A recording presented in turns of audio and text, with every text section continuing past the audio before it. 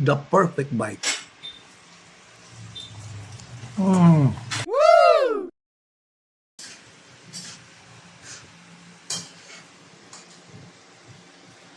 So, ano na natin, pressure cooker yung baga.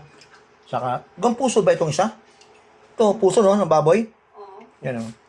Iwa-iwain ng pang 2, 3 o 3, 4. Ituhog sa bamboo stick. Yan, iprito natin yan guys. Gagawa tayo namin sa sausawan na masarap. Yung sa kaya po, baga ng mama mo, dito sa Dantay Squad, baga ng papa mo.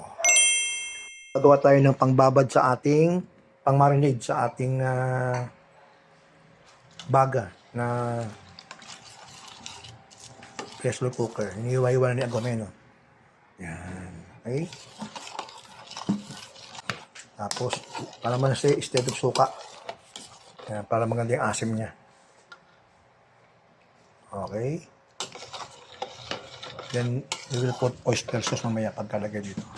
Unahin mo muna yung baga-baga mo. Yan, sige. Okay? Shout out sa baga ng mama mo. Kaya po, doon ko ito nakita. Pero yung proseso, may mga pinanood ako kasama si Kasolid. Shout out. Shout out sa ating mga followers. Nagkapasarot yung Hiraya. Hiraya massage spa dyan sa may Bikas. Yan. Mekos-mekos natin yan. Tapos, paano nga gawin? Oyster sauce. Lagyan na natin ha.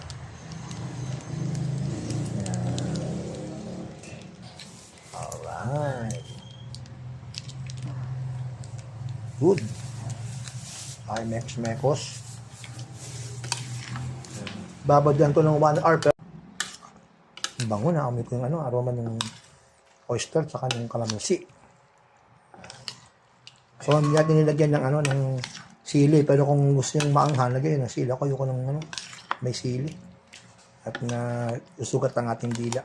Pero mamaya siya sa sasawan niya. Maglagay siya ng sariling ng sili.